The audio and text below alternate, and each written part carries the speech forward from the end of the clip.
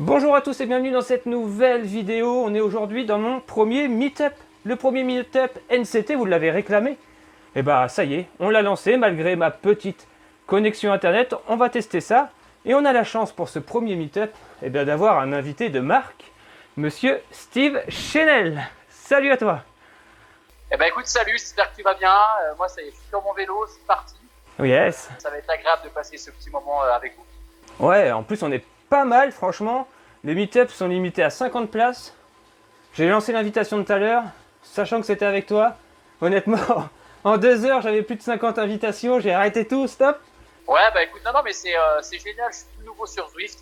C'est vrai que, honnêtement, j'étais complètement réfractaire à ce genre de simulateur. Et puis finalement, ça fait 3 semaines que mon entraîneur me baratine pour justement m'inscrire sur cette plateforme. Et sincèrement, c'est un outil incroyable pour faire passer le temps plus vite, hein, tout simplement. Ouais, au niveau, ouais, l'aspect communauté et social, hein, de cet outil est vraiment bon. Ça marche bien, on peut se retrouver facilement. Ouais, puis encore, moi je fais partie de ceux qui n'ont pas encore d'home trainer connecté, c'est-à-dire que j'ai pas les simulations. Je trouve ça dommage. Du coup, je suis avec mon capteur de puissance sur mon vélo. Ouais. Et puis malheureusement, j'ai un home trainer classique. Donc pour faire certains parcours, c'est dommage parce que j'ai pas les aspérités du terrain. Mais malgré tout, je trouve que c'est super sympa. Il y a vraiment cet aspect jeu qui fait que finalement, la séance d'home trainer, qu'on s'était dit, allez, elle doit faire 1 heure et c'est très rébarbatif. On est sans arrêt à regarder le temps qui passe. Là, ça passe super vite. Et franchement, c'est génial. Non, ouais, on va le voir là, on va être 1 heure en ta compagnie. Bon, la vidéo fera moins d'1 heure, hein, on va raccourcir, mais quoique, c'est jamais, hein, si on est intéressant du début à la fin, sait-on jamais. Et la petite tradition veut que dans mes vidéos, sur la fin du parcours, on essaie de se faire un petit défi. Bon, on verra si on arrive à trouver ça. Normalement, sur mon parcours, il y a un petit segment qu'on pourrait faire. Non, normalement, on verra. En tout cas, c'est pas l'important en ce début de vidéo. Donc, moi, j'ai posé pas mal de questions suite à l'actualité, hein, forcément. Savoir comment toi tu vis ça. Et puis après, on demandera à tous nos abonnés là, qui sont en train de pédaler autour de nous, s'ils ont des questions à te poser aussi. Et c'est vrai que c'est impressionnant, là, on est vraiment en peloton. C'est vraiment marrant. Un vrai beau peloton. Ah non, en fait, c'est fantastique parce que justement, moi, je déteste faire du vélo tout seul. J'habite dans les Vosges et c'est très très rare que j'aille m'entraîner vraiment sans personne, que ce soit mon entraîneur, mon pote, mes potes, mon frère. Il y a toujours du monde. Et en fait, comme traîneur, c'est la seule chose qui me fait vraiment, c'est ce qui me faisait le plus chier, clairement, parce que justement, je suis tout seul face à moi-même. Et pour moi, le vélo, c'est le partage. C'est être avec les gens avec lesquels on a envie d'être. C'est partager, c'est discuter, c'est se faire mal à la gueule de temps en temps. Et du coup, j'ai l'impression de revivre ça avec Zwift. C'est ce qui fait que limite depuis lundi, je suis pas accro, mais j'ai aucune difficulté à monter sur mon home trainer. Et donc depuis lundi, tu as déjà fait combien de kilomètres? Écoute, j'en sais rien du tout. Je crois que tu en as fait déjà pratiquement. Je crois que tu en as fait quasiment 100. Je crois que j'avais regardé. Donc 100 km d'home trainer, comme ça, sans s'en rendre compte, c'est pas mal parce que vraiment, c'est vrai que le home trainer classique, va falloir. C'est plus compliqué. Et puis en toute objectivité, je pense que l'home trainer pour moi c'est avant tout un outil pour faire de l'intensité et être quitte d'avoir à se tremper le cul quand on va dehors. Parce que pour moi l'home trainer c'est l'outil idéal pour s'entraîner sans avoir froid, sans être trempé. J'habite un département où forcément la météo joue. Ouais. J'habite pas sur la Côte d'Azur. Et du coup c'est un outil de travail. Mais là, c'est pas un outil de travail justement, c'est vraiment un plaisir d'être sur mon home trainer et de pouvoir regarder mon avatar, voir mes watts, où j'en suis, rouler avec les internautes, que ce soit là Mathieu Pink, que je connais, hein, qui est de chez moi, mais je me suis jamais entraîné avec lui parce que Mathieu il est du nord de la Lorraine. Michael Schmitt, c'est un ancien concurrent, ça fait au moins 10 ans que je l'ai pas vu. Paul Anchin, je connais parfaitement puisque c'est un cyclocrossman junior, donc non, c'est vraiment top du top. J'adore ça. Ah, je suis pas étonné. Donc on va parler un peu de ce confinement parce que toi, tu es un peu multicasquette. Hein. C'est vrai que ça c'est un peu... le confinement s'est un peu mis en fin de saison de cyclocross, là pour le coup. On était quand même dans les dernières courses de cyclocross, donc ça n'a pas trop impacté la saison. Mais c'est vrai que toi, ton actualité, c'est pas que le cyclocross. Tu peux nous dire un peu, d'ailleurs, ton actualité, ou quelle devait être ton actualité si tu n'étais pas chez toi dans ton salon là? Eh ben en fait, c'est très simple, c'est qu'après les championnats du monde de cyclocross qui se sont déroulés le 2 février à Dubendorf en Suisse, l'idée c'était d'enchaîner directement avec la saison de route, avec quelques jours comme ça de coupure, pour faire février, mars, avril sur la forme de l'hiver. En fait, j'ai copié un petit peu le modèle quand j'étais pro à la Française des Jeux. J'avais très très bien marché sur les classiques parce que j'avais enchaîné après cette saison de cyclocross et faire une grosse coupure au mois de mai. Donc c'était l'idée première qu'on s'était dit avec mon entraîneur, avec mon frère, avec mon staff qui gravite autour du team Shazad Canyon 3G IMO. Ouais. On avait vraiment besoin d'enchaîner avec la route et de s'arrêter au mois de mai.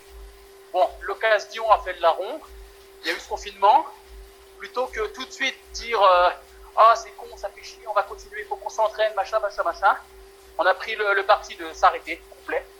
Donc ça faisait en gros j'ai fait 3 semaines et demie sans vélo. Je me suis complètement reposé. J'ai fait plein d'autres trucs parce qu'il y avait plein d'autres trucs à faire. Mais au final, j'ai repris l'entraînement seulement lundi.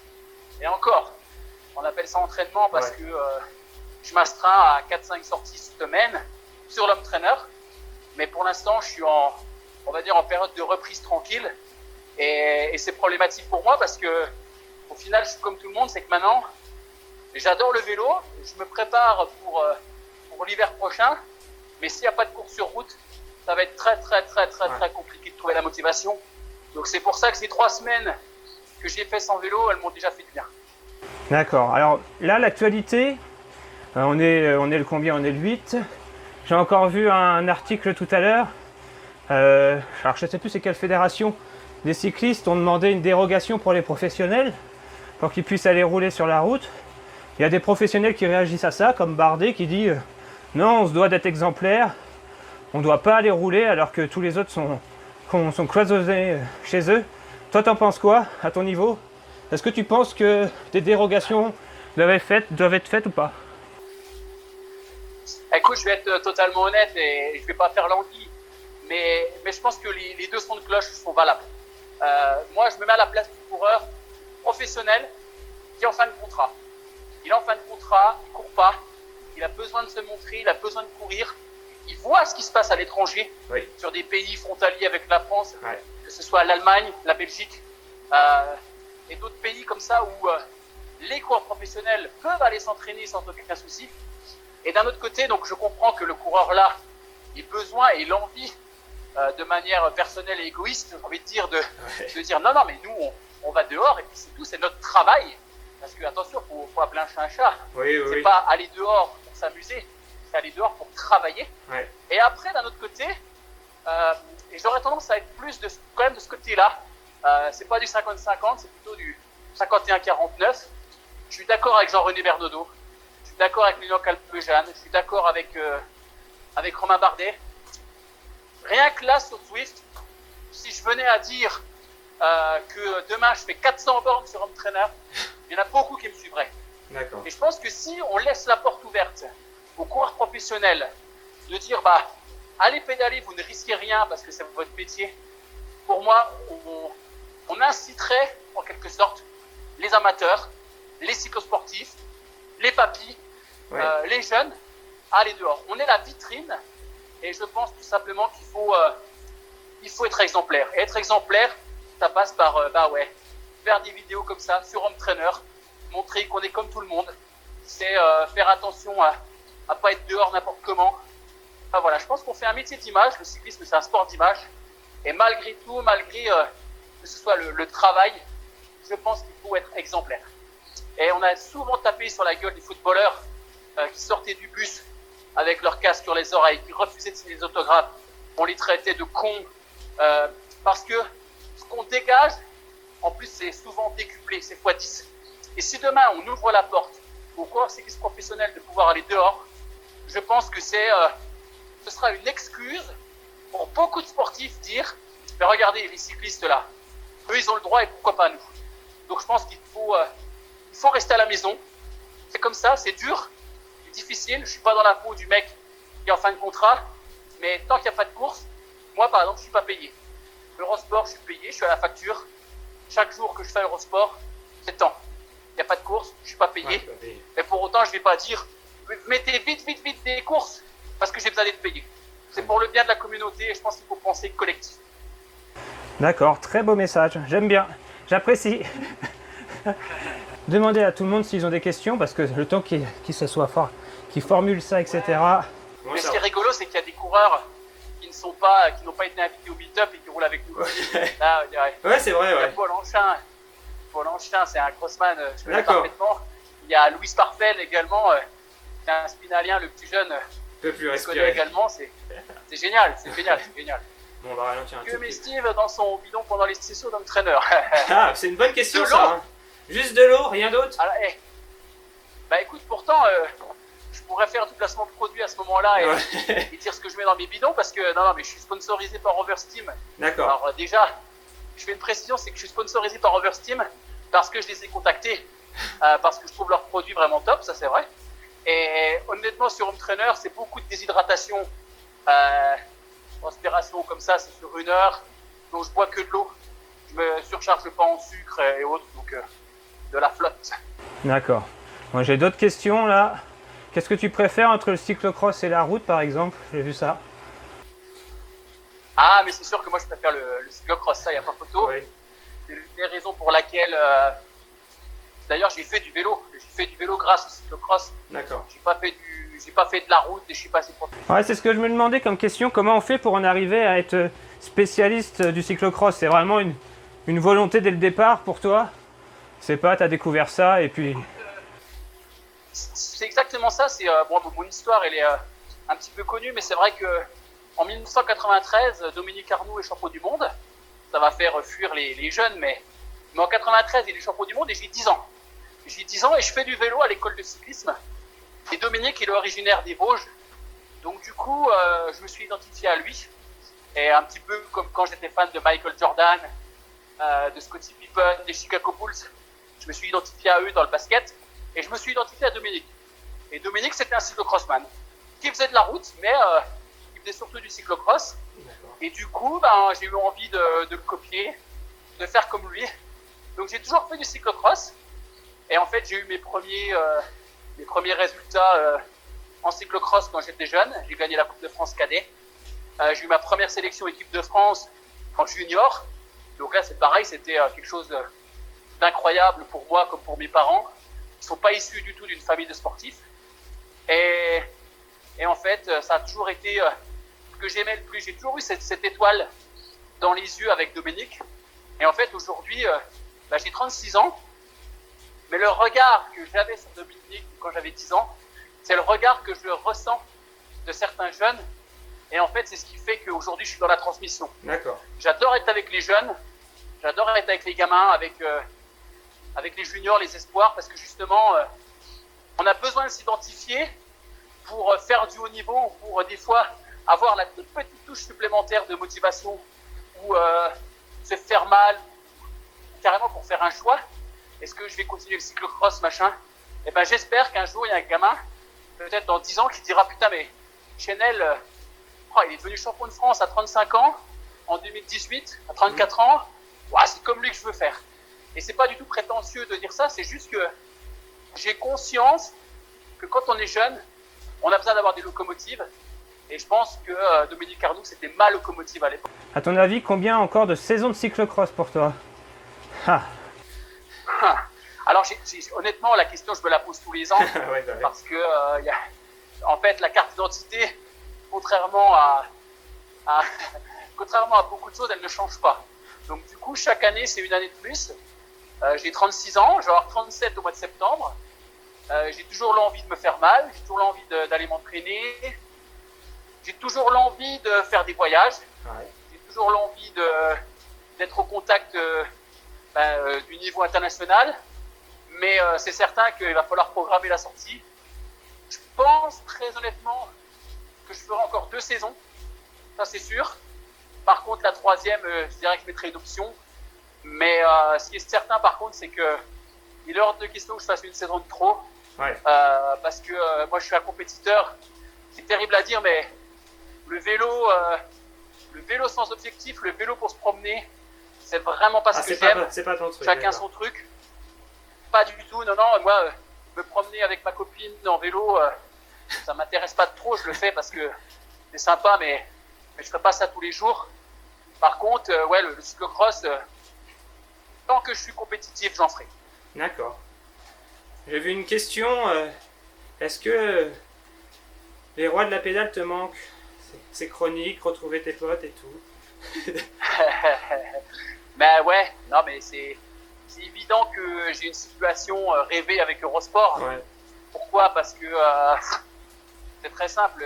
Tout de suite après ma carrière professionnelle, on va dire 6 mois après, j'ai eu l'opportunité de faire un essai avec Eurosport, avec Guillaume Di Grazia à l'époque.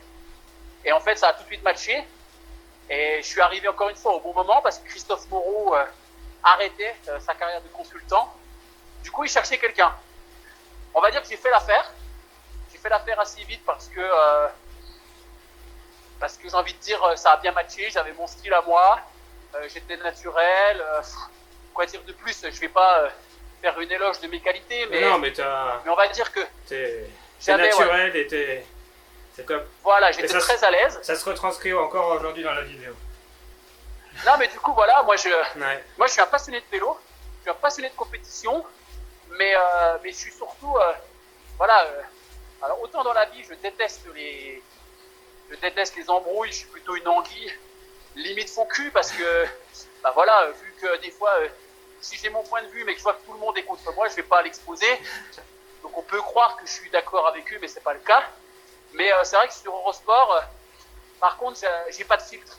Et c'est pour ça que je me sens aussi bien là-bas. C'est que des fois, quand on est sur son canapé, on a envie de dire « Mais pourquoi il n'attaque pas ?» Oui. Et finalement, bah, avec Eurosport, on peut se le permettre. C'est vrai. Alors j'ai eu une question là qui me demandait pour un cycliste amateur là en cette période, quelles seraient les erreurs à ne pas commettre, du moins sur le home trainer, tout ça.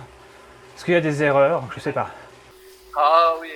Là, j'ai 3 jours d'expérience sur Zwift. Ouais.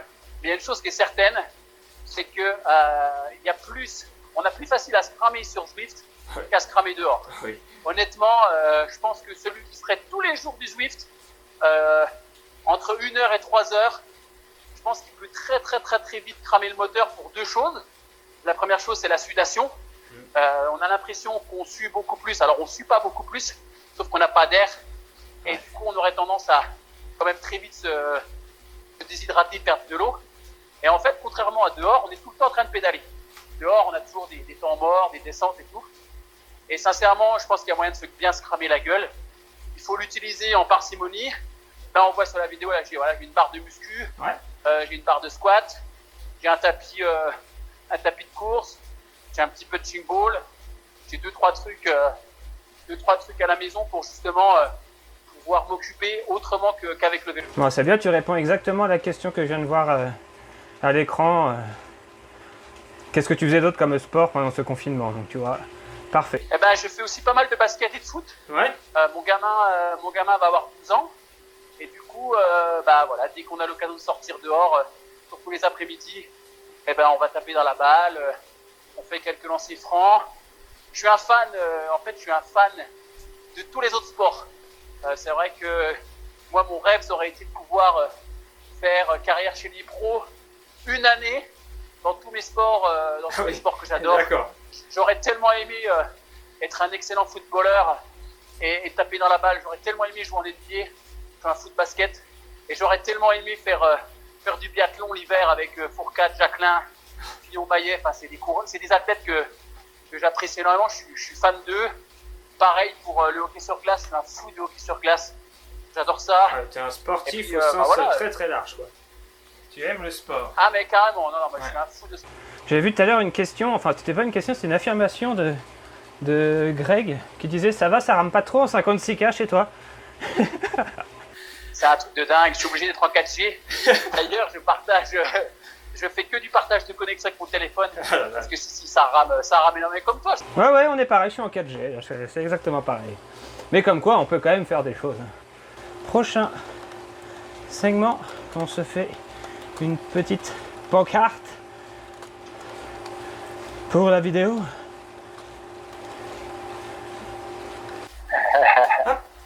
Prochain segment, petite pancarte. Allez. Ça sera le défi de la vidéo. Par contre, après, on les attend pas. Hein. On vient, c'est marche ou crève. Hein. Oh la vache.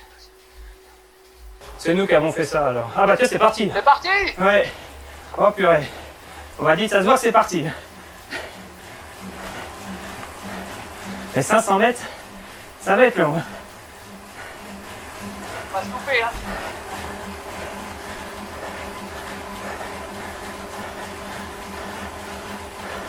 Je crois que c'est jusqu'à l'Arche.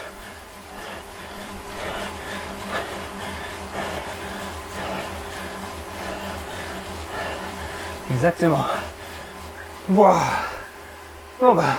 Yo. Ah. Voilà. Eh ben Victor. Oh la vache. Ah Victor, c'est quelqu'un que je connais dans la vie. Il est costaud. Oh là là. C'est lui qui a fait le meilleur temps. Bon bah voilà comment se mettre la misère. Tout allait bien C'est jusqu'à là. exactement ça. Et du coup, je trouve top, c'est que tout seul, tu peux pas te mettre aussi minable. Il y a vraiment ce besoin d'être face aux autres. Ouais. Et du coup, bah, c'est vrai que je trouve que c'est ce qui fait le charme de Zwift. Ouais, ça va rouler moins vite. Ouais. On va redescendre Un tout on petit va peu. redescendre à 2 watts kilo. Exactement. Comme ça, tout le monde pourra tranquillement. Bon bah cinquième, hein, sur Steve. derrière. C'est cinquième. Voilà, si tu veux savoir ton temps. Oh là là. En tout cas, bravo Victor. Hein. Ouais. Les mecs éclatés. Hein. On a été un petit peu surpris par le départ quand même. Bah, j'ai perdu une petite seconde, mais rien de méchant, donc le chapeau belle victoire. Ouais, totalement. Ah, j'ai du mal à m'en remettre de ce sprint, tu vois. Ouais, bah, y a pas de soucis, on va. Là, on est On en va plus, récupérer un petit peu sans souci. on est à l'extérieur, on a une bonne grosse chaleur. C'est vrai que là, c'est très, la bonne frustration là. Les vacances, le soleil. Bah, écoute, c'est rigolo parce que justement ce matin sur les réseaux sociaux, c'est tout le monde qui affichait ses marques de bronzage. Ouais. Sa marque ici, ou sa marque de la barre cardiaque dans le dos. Parce que tout le monde, justement, j'ai envie de dire, a envie d'aller dehors. Alors tout le monde va dehors, mais reste sur place. Et du coup, il y a ces fameuses marques qui arrivent. C'est Exactement. rigolo, c'était un petit peu aujourd'hui l'étalage des marques de tout le monde. Oui, c'est vrai. Ah, il y a une belle question de Maxence là. Vas-y. Alors il demande justement, j'ai fait le Rock d'Azur Gravel Ouais. et j'étais top, mais est-ce que j'ai fait aussi du VTT? Et en fait, pour répondre à la question, elle est super comme question parce que le gravel, on se rend compte qu'aujourd'hui c'est un petit peu comme Zwift. C'est un outil de travail vraiment complémentaire du cyclisme sur route, du cyclocross, du VTT. Et du coup, je pense que, alors je sais qu'il y a des compétitions de Zwift, mais honnêtement, je vois pas. Est-ce qu'une personne peut être spécialiste de Zwift? Bah, Je pense pas. Tous les bons coureurs sur Zwift, c'est des bons coureurs sur route. Ouais, je pense c'est à vrai. Mathieu Drujon, champion de France. Ouais. Et du coup, le gravel, c'est un peu la même chose. C'est que c'est vraiment l'outil incontestable pour. Il fait mauvais, on veut prendre l'air, on peut aller faire du gravel. On veut se trimballer avec les potes et être dans la nature sans être frôlé par les voitures, parce qu'aujourd'hui c'est le gros danger. ouais. Ben, on peut le faire en gravel. Et en fait, le VTT, c'était un petit peu le même genre, sauf que quand on a un VTT et qu'on va sur la route, Ah, c'est vrai. c'est très compliqué Ouais, c'est compliqué. d'aller faire des petites bosses sympas sans se prendre la tête et aller chercher un chemin là-haut, parce faut être honnête, sur la route, on est complètement collé avec un VTT, on a vraiment des trop gros pneus. Et du coup, le gravel, c'est une discipline pour moi qui se cherche encore, mais que je me sers en préparant les cyclocross et la route. Et bien, J'ai un autre gravel en permanence chez moi. J'ai la chance d'avoir un partenaire Canyon qui me prête un vélo à l'année, justement pour toutes mes sorties gravel. Et en gros, j'en fais une fois par semaine, grand maximum une fois tous les 10 jours. Mais je l'intègre vraiment dans mon entraînement parce que j'ai besoin de me sortir de mon train-train quotidien sur la route. Donc c'est vraiment top.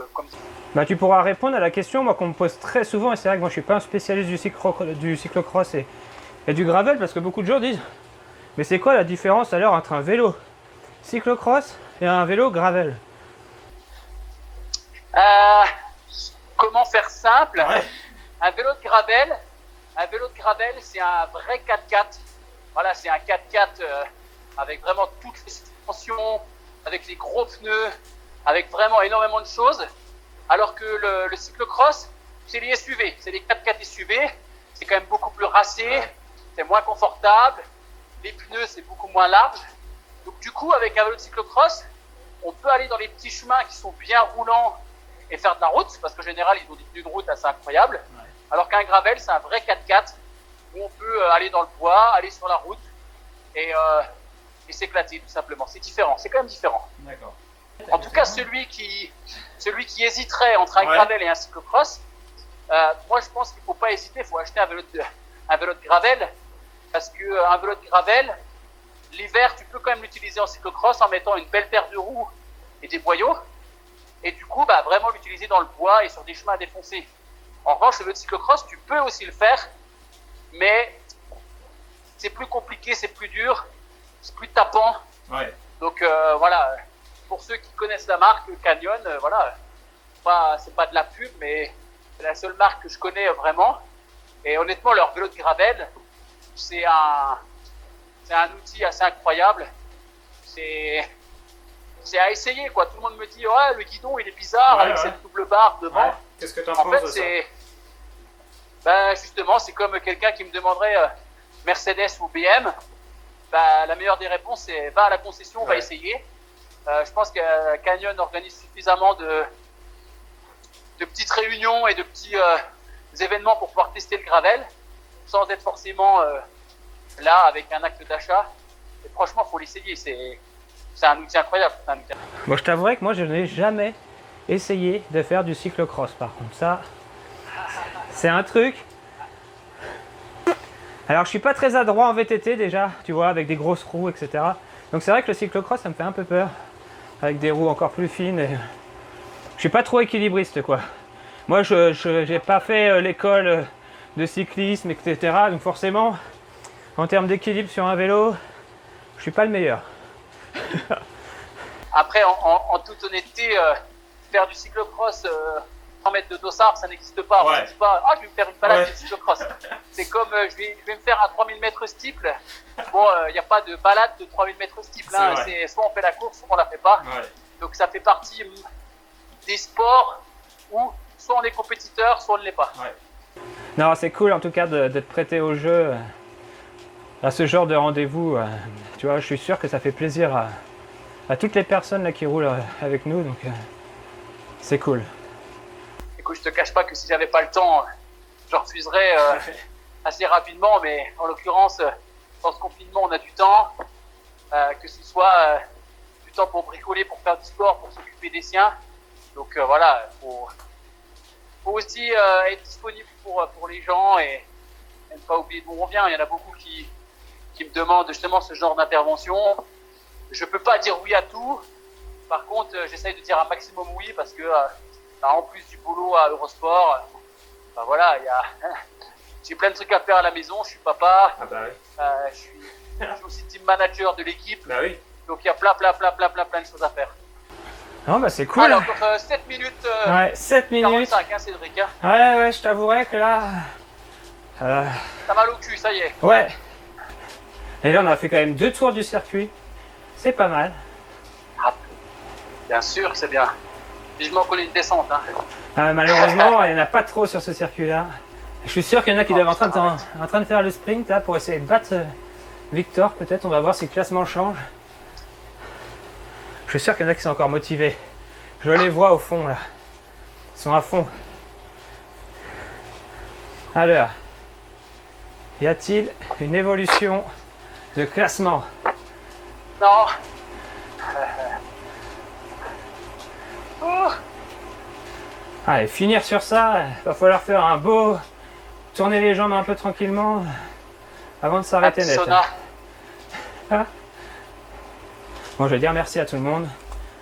Merci à tous. Écoute, franchement, c'était top. C'est passé super vite. C'est ça qui est génial.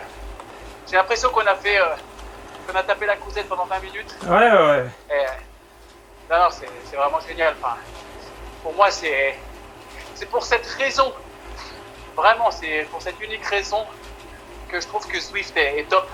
Mais même les autres applications, je les connais pas du tout. Mais si c'est le même style que ça, c'est extraordinaire. Parce que ça passe super vite. Et c'est simple, c'est très simple de faire du vélo. Exactement. Bon, bah, les 40 dernières secondes. Merci à tous. Hein, vous êtes tous à dire merci à Steve et à moi. Bah, merci à vous d'avoir participé à ce premier meet-up. Merci Steve d'avoir été l'invité de Marc. Franchement, tes réponses étaient au top. T'es quelqu'un de comme à la télé, vraiment cool. Voilà, ça fait plaisir. Bah écoute, tant mieux et à une prochaine avec plaisir. De toute façon, il y a des chances que je sois assez régulièrement connecté. Ouais, bah peut-être que je te rejoindrai quand je te verrai connecté.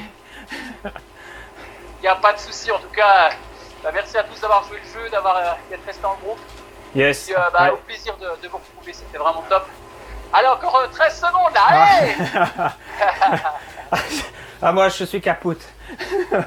Je m'arrête là. Ah, merci Steve. Oh, terminé. Yeah.